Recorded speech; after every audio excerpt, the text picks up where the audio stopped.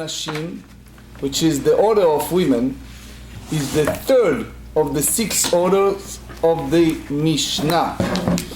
It's specifically zoom in the first tractate. It's called Yevamot, dealing with the law of ייבום. ייבום is the conjunctional act between the surviving brother and the widow of the childless deceased.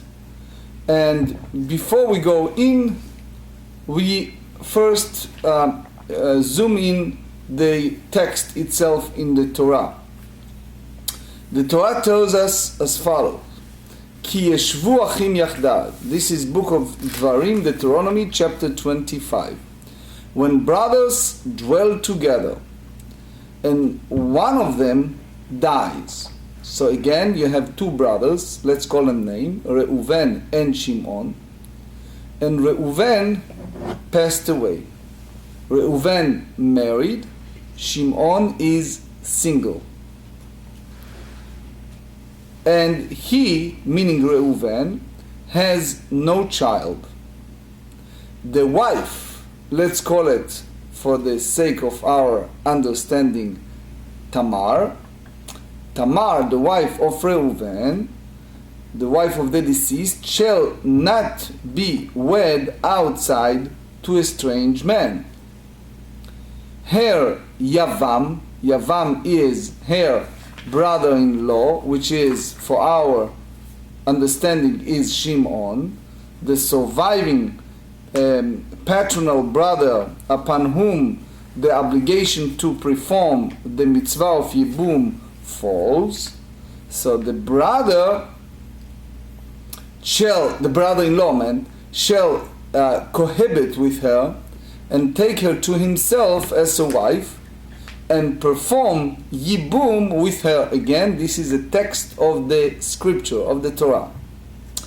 It shall be that the firstborn, if she can bear, shall succeed to the name of his deceased brother, so that his name not be blotted out from Israel. Now, so far, it's the mitzvah of ייבום. The next step is what happened if he refused.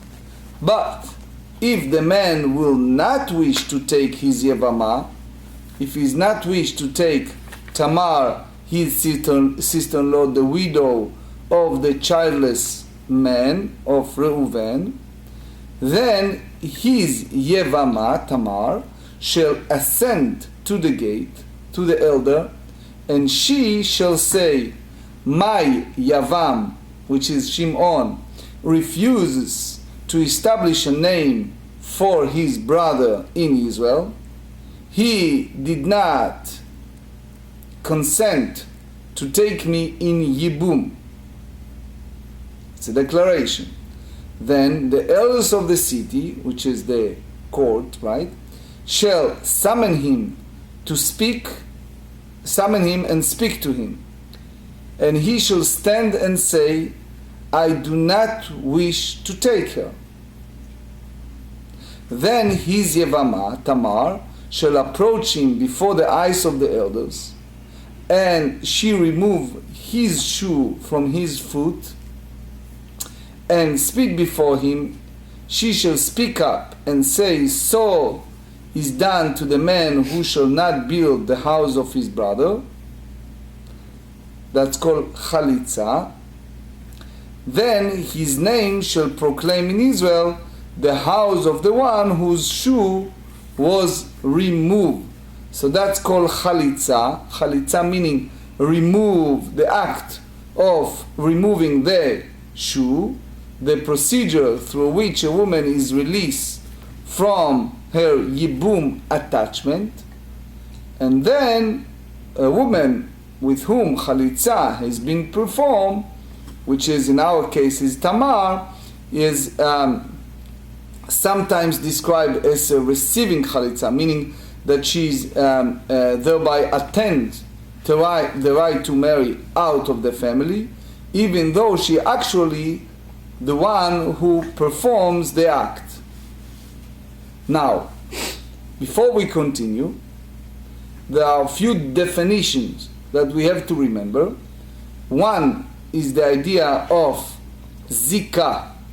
Zika, it's basically a bond.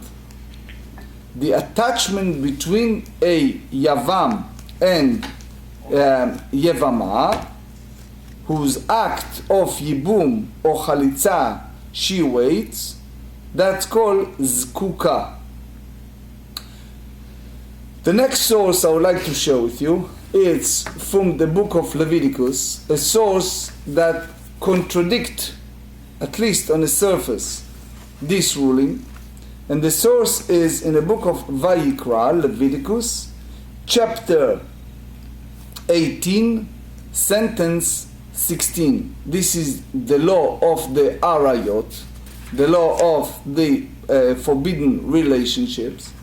And here the Torah speaks about any of the 21 women forbidden by the Torah to a man because of the close kingship, either blood relatives or relative through marriage. That's called erva. And one of them, the Torah said,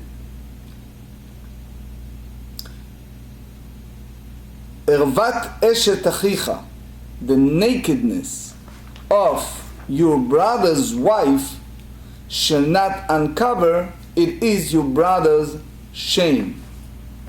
So if you look at the text of the Torah speaks about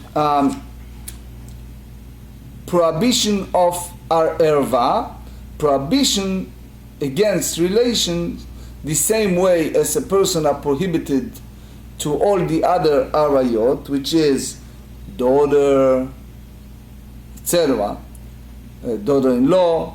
So it is prohibited for a person to marry his sister-in-law.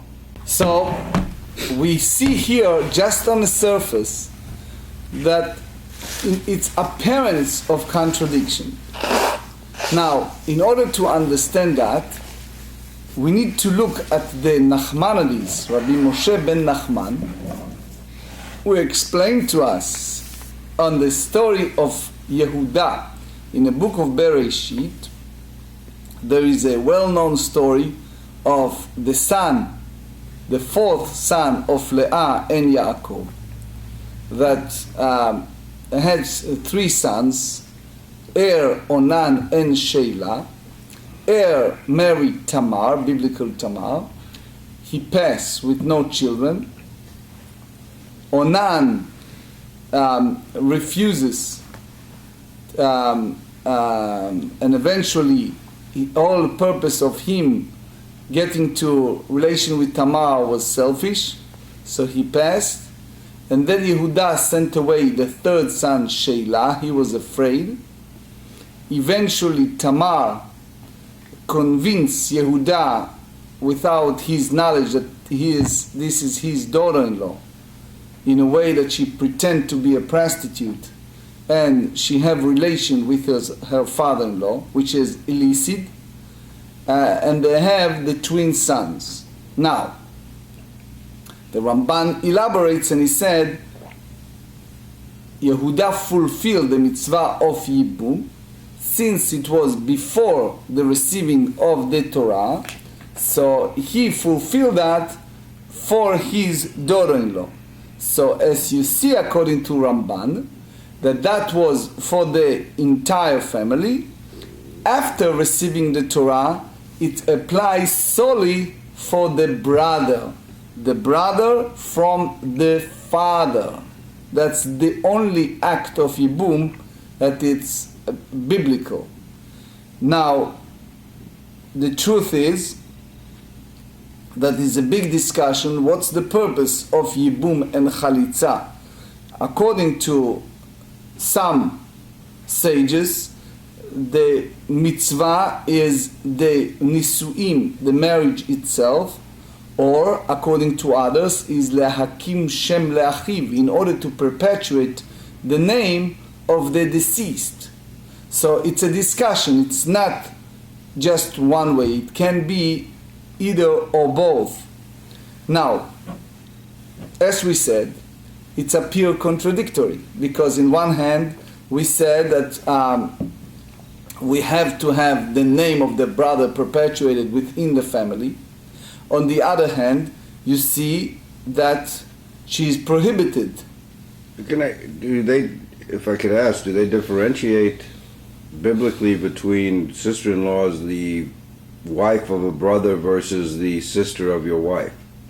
We said because I know obviously the prohibition against marrying the sister of your wife. The exception is only one case, that it's the wife of the deceased childless brother. Right. I'm just saying though that because we know the biblical prohibition is certainly against the sister of your wife. It's part of the 21. Right. Yes. Okay. So there is a nidon ba'achronim. There is a discussion among more close to our days. The whole concept of what exactly happened. What's the purpose of that exception? So the idea is it's called zikat lenishmat hamet. The Ramban explained to us, and the Rekanati and others, that in our simple language, which again it's just our basic language, is the idea that the soul is not fully resting in peace if there is a potential to have a continuation of that neshama, that soul, and it's like the soul is still alive before that.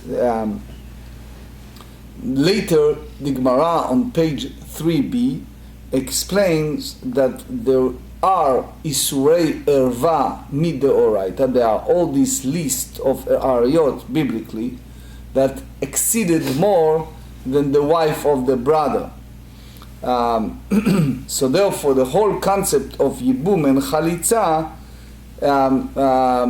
not apply to other cases. So in the case that the sister of the wife, for example, since is no ייבום and is no וחליצה and is no zikat ייבום, and she can marry as a regular widow.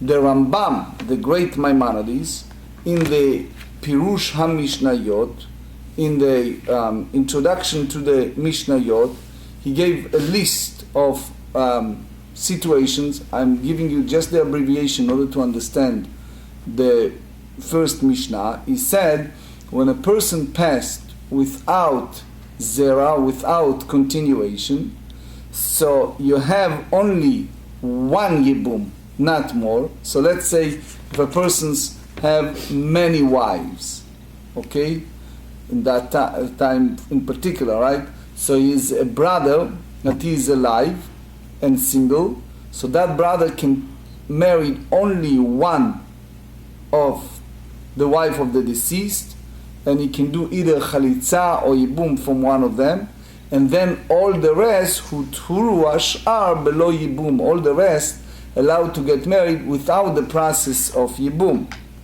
Another concept the Rambam said in Pirush HaMishnayot, that the wife of the deceased, so he said, the Torah said, Ve'isha el achota lo tikach litzro. So here the Torah said that this applied to all the rest of the arayot.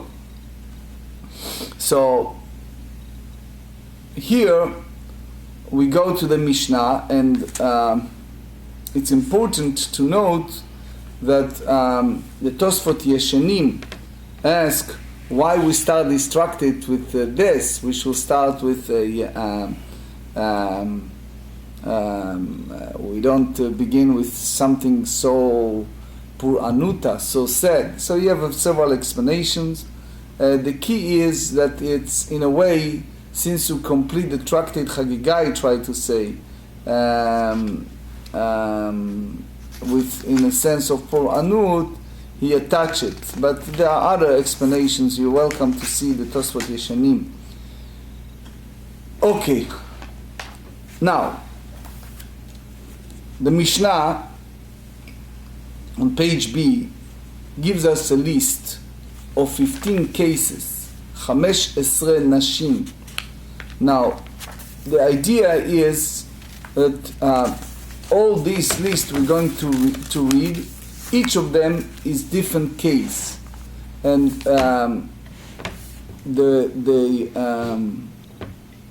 Gemarrot, I think you guys that have the Gemarrot with the English explanations, it gives a large overview with, I think, with also with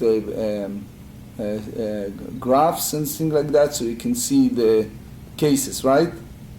15 נשים פותרות צרותיהן וצרות צרותיהן מן החליצה ומן הייבום עד סוף העולם. 15 women, which means 15 cases of women that the husband passed without children, exempt the co-wife and co-wives from the act of וחליצה and from the act of ייבום up to the end, meaning the end of that case. ואלו הן ביתו.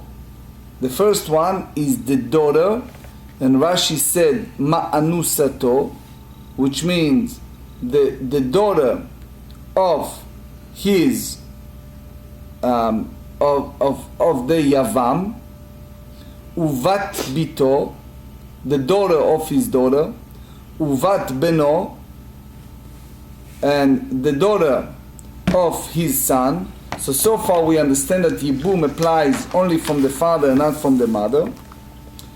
Ubat ishto, the daughter of the wife of the Yabam. Uvat bena, the daughter of the son. Uvat bita, the daughter of her. Which means if a person married the daughter of the wife of his brother, sister-in-law, and they passed without children, so like Reuven married the daughter of the wife of his brother Shimon, after Reuven met, the wife followed the ייבום before Shimon, but she is exempt from that because she is the daughter of his wife.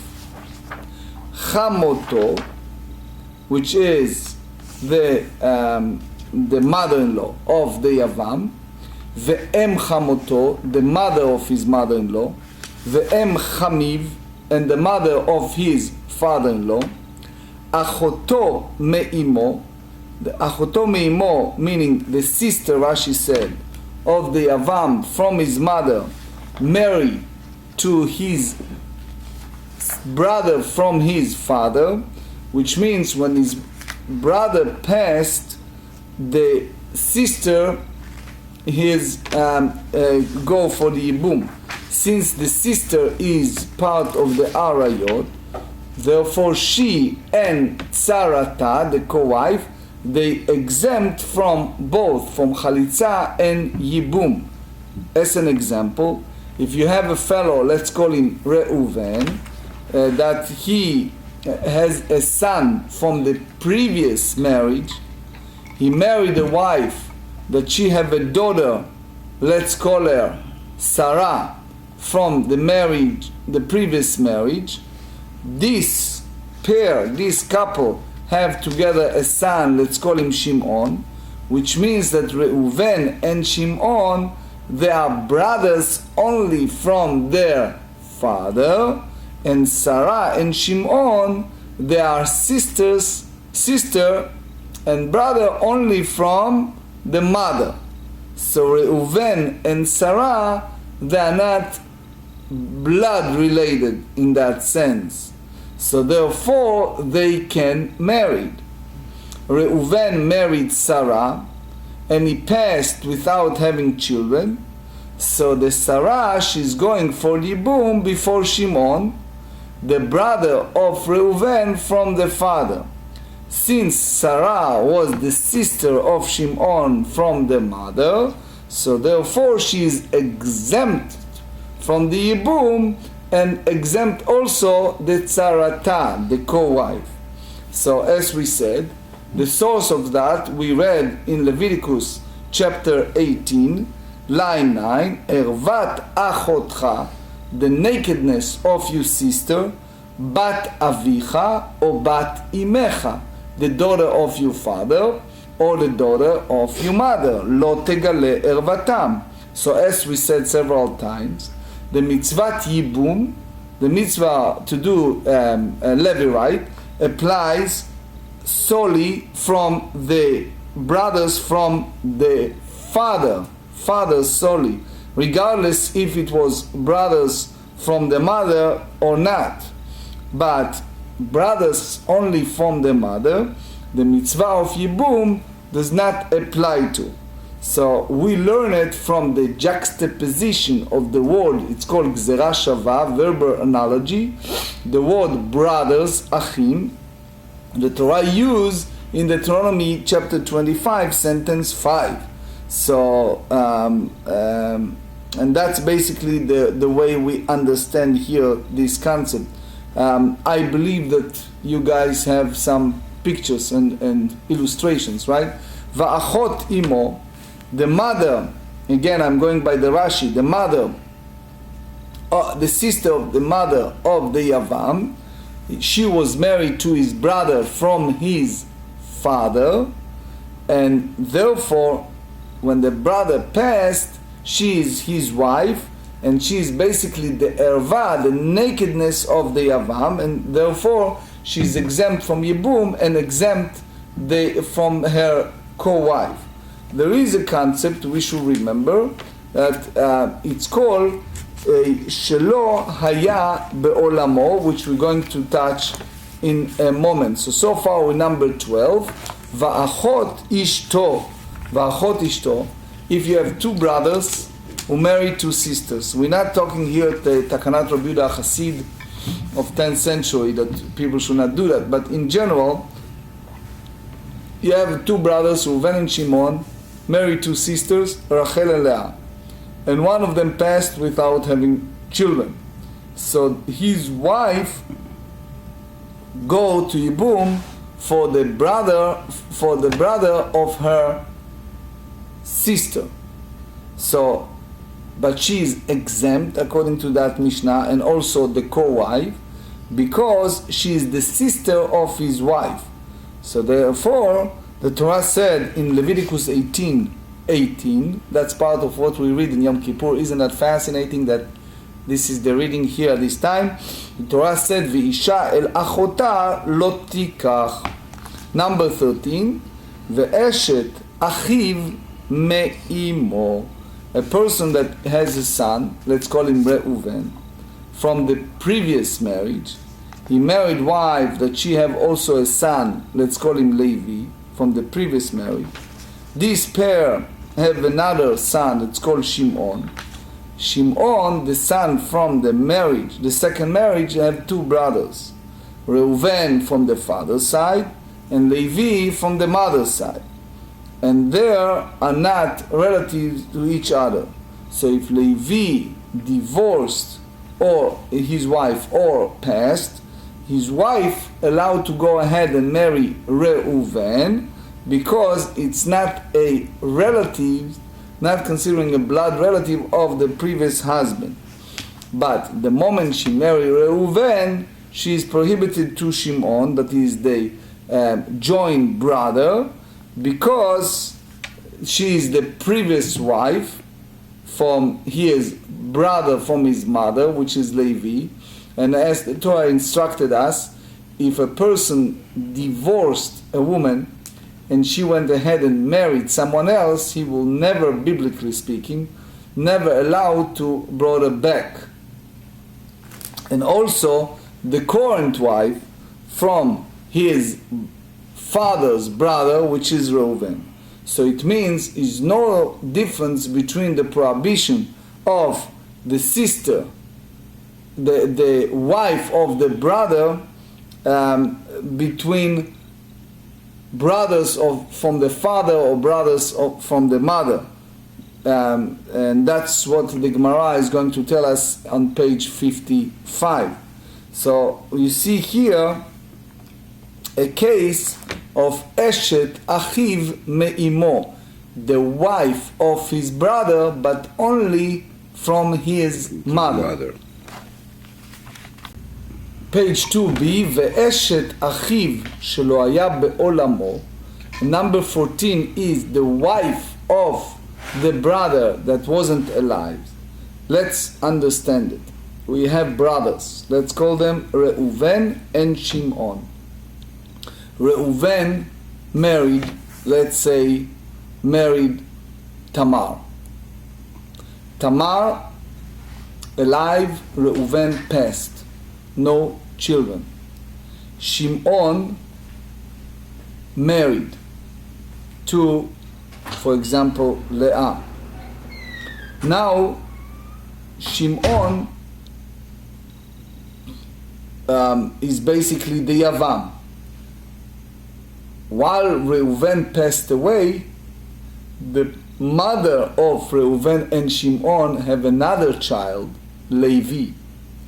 So Shimon is the one who obligated to Meyabem, to have the Levirate marriage with Tamar, with the wife of the deceased, but not Levi, because Levi was born after Reuven is no longer among the living. So Shimon does the Levirate marriage with the wife of Reuven, and he has another wife. Then, unfortunately, Shimon passed with no children. Then the two wives of Shimon goes to ייבום before Levi. Is that clear? Mm-hmm. So the Mishnah tells us that both of them are exempted from ייבום and וחליצה. One, the one who's married originally to Reuven, because she is prohibited to Levi, since is the Torah prohibition of Eshet Ach, of the wife of the brother, because the first original married with Reuven, and the second because she is Tzarata, she is the co-wife, and the Gemarrah in page 9 elaborates on that. You want to ask me something? Okay, so I'll say it in a simple, basic way. You have two brothers, okay? Brother A and brother B. A married, let's call it one. Let's call her by the name Tamar. B married another one. Let's call her Leah. Tamar married the oldest one. Leah married the second one. Brother A passed away. After he passed away, the mother of both of them, of A and B, have another child. And this is child C. Okay? B married as a Levirate with the Tamar, with the wife of his brother. So now B has two wives, Tamar and Leah. Mm-hmm. If B passed with no children, then Levi originally appear like he needs to do Levirate with those wives. But the truth is that Mishnah tells us that since Levi was a brother, the C, the third one, was a brother that wasn't in the life of the first one, because after the first one passed, the third one, the C, the Levi, was born. So therefore, this is a prohibition, biblical prohibition of relation within family, and therefore he is exempt. Then the second wife is also exempt because she's considering a co-wife, Tzara. So even though the brother is married already, another wife, he's allowed to marry his sister. He has the obligation, or he can do וחליצה. But if she accepts and he accepts, then he could have two wives. Yes. That's, by the way, the story of Ploni in the book of Ruth. Even the case was not total the definition of ייבום, but as far as the concept, yes, you are right. Vechalato, and the daughter-in-law, it's a person that married and passed, or according to Aruch Laner, divorced her. The wife, the daughter-in-law of that person, she went and she married second time to the brother of the previous father-in-law, which means the uncle of her husband, and then the brother passed away without children, meaning that the wife go to ייבום before her former father-in-law. Now, since she was once married to the son of that Yavam, then she is considering daughter-in-law, and biblically she is for everlasting prohibited to marry him, because that's the Isurei Erva, even after the son is no longer among the living. So therefore she and Tzarata, and the co-wife, exempt from ייבום and וחליצה. That's the Torah said, Ervat kalatcha, the nakedness of your daughter-in-law, lo tegale, Leviticus 18, Pasuk, sentence 15. So all this list of 15 cases, הרי אלו פותרות צרותיהם וצרות צרותיהן מן החליצה ומן הייבום עד סוף כל העולם. So you see here that we also treated them according to the punishment for violation. There is different concept. Now we're close to Yom Kippur, so there are some violation that is a skila. It's a different form of punishment. You see in each case a different form of punishment biblically. So now we need also to understand the concept of mi'un. What is mi'un? Biblically speaking, when a person have a young daughter, from the moment she was born until she reached the age of maturity, which is 12 years and 1 day, that's the concept of maturity in Judaism. So from that period up to that period of time, she quote unquote belong to the father's decisions. So therefore she cannot have her own independence view, but it's the decisions need to be made by her father. So since only the father can mekadesh, can betroth his youngest daughter, meaning, and it happens in a history that the father did it, he can do it up to that age. The problem is, there are some situations that people take advantage of orphan. If she lost her father, God forbid, before she reached the age of 12 years and 1 day, it may turn that people can take advantage of her disadvantages, and we want to protect her. So basically, if she's 12 years and 1 day, we must have her consent. We need to have her agreement that, if you remember in the Torah, for example, they said about Rebecca, Nikra la na'ara v'nishala et pia, that they go and ask her. And now, if it turns that she lo yotzet bami'un, so therefore she is not even considered a divorcee, and she can marry even a kohen. As you know, kohen, biblically speaking, cannot marry a divorced woman. But in this case, it's a possibility. Vechulan, all this list of 15 cases, imetu or mi'anu, if they passed in the life of their husbands, or mi'anu, as we explained, or nidgarshu, or they receive a divorce bill, או שנמצאו איילונית, צרותיהן מותרות. Now, we explained 4 different phases of cutting the relationship with the husband, which is passing to mi'anu, נתגרשו, נמצאו העילונית. ואי אתה יכול לומר בחמתו, but you cannot speak about mother-in-law, באם חמותו, the mother of the mother-in-law, ובאם חמיו, the mother of the father-in-law, שנמצאו העילונית או שמיינו, because they are already have children before they marry to a brother of the Yavam. So because they already bore a child, they are for sure immature, so therefore cannot be under category of mi'un, because the whole concept of an orphan that she can refuse is only when she is ktana, when she is a young, and that's the Mishnah said in Tractate Nida, page 52. So they said, Keitzad potrot. Now we elaborate of what we said at the very beginning, the 15 type of arayot, tzarotehem, how they exempt the co-wives from וחליצה and ייבום.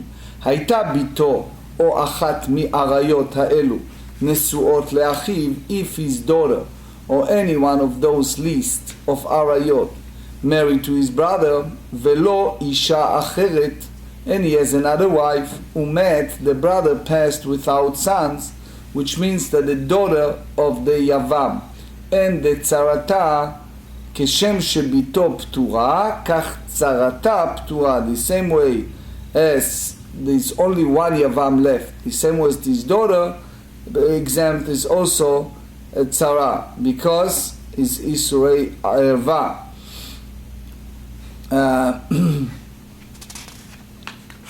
הלכה צרת ביתו ונישאת לאחיו השני, if she have ייבום with the second brother, ולא אישה אחרת, and you have another wife, which means that's Levi, that he ייבם the co-wife is another wife, so then she's now of the co-wife, צרת צרתה, ומת, and he passed without children, כשם שצרת ביתו פטורה, כך צרת צרתה פטורה. They're both exempt.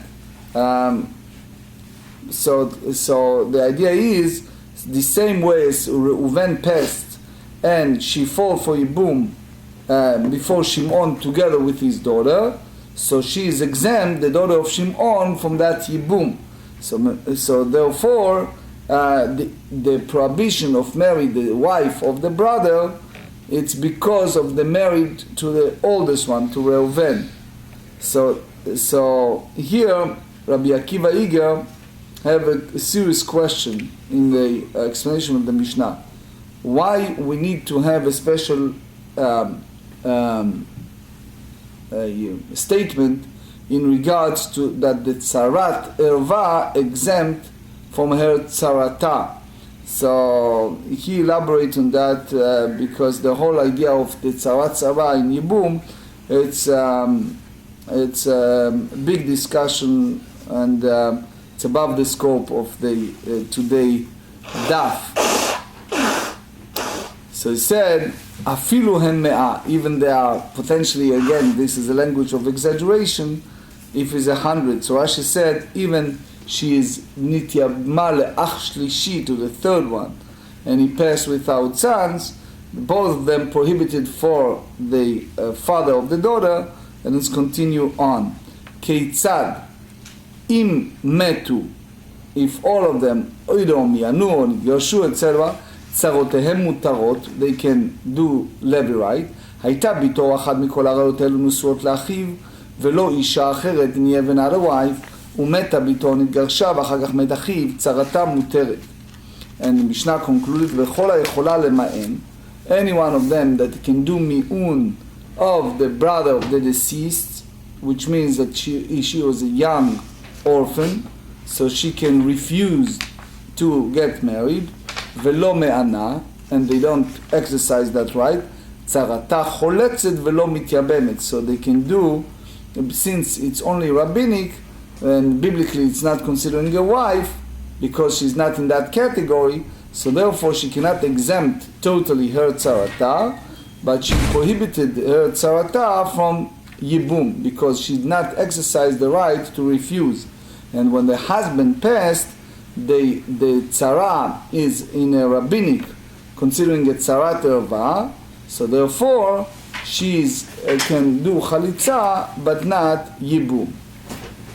So here the Gemara challenged the whole concept of 15 arayot. Nichdei kulu me'achot isha yalfinan.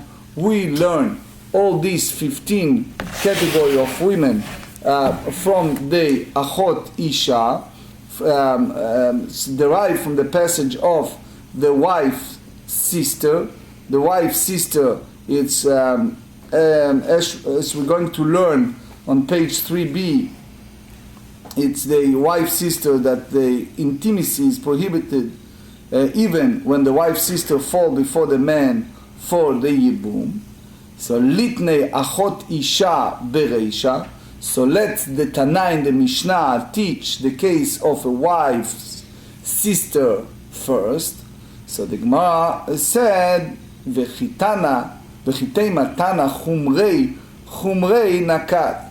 So if you tell me that the Tana selected the women in order of this severity of their prohibition, which is, we learn, and that's basically the Mishnah in Sanhedrin, page 53, that the punishment for intimacy is not the same for all 15 cases. We mentioned it earlier. One who is intimate with his daughter-in-law incurs capital punishment in the form of skila. Intimacy with one's wife, daughter or granddaughter, wife's daughter or granddaughter, etc., or mother-in-law, etc., mother-in-law or mother or father-in-law mother, it's a sreifa. That's the Mishnah in Sanhedrin 75.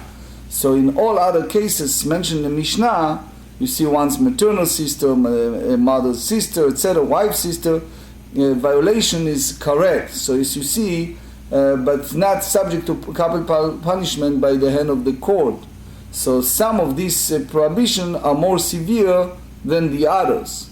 So Iyachel litnei chamoto bereisha. So why you don't mention the mother-in-law in first? The ikar sreifa bachamoto ktiva. The whole concept of sreifa written regarding to his mother-in-law. Ve'od, and furthermore, batar chamoto litnei kalato.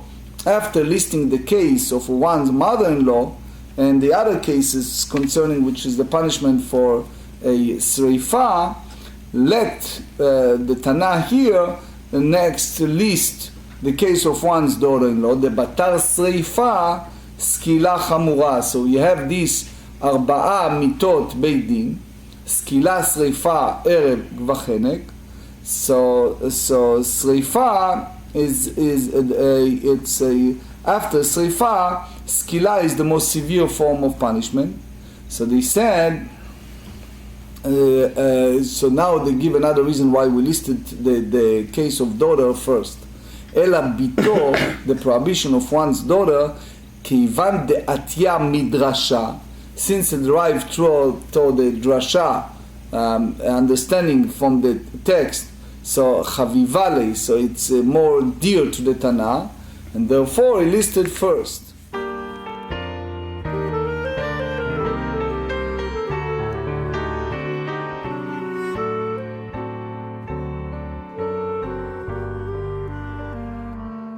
ויחם לשולוים מלאכי השולוים מלאכי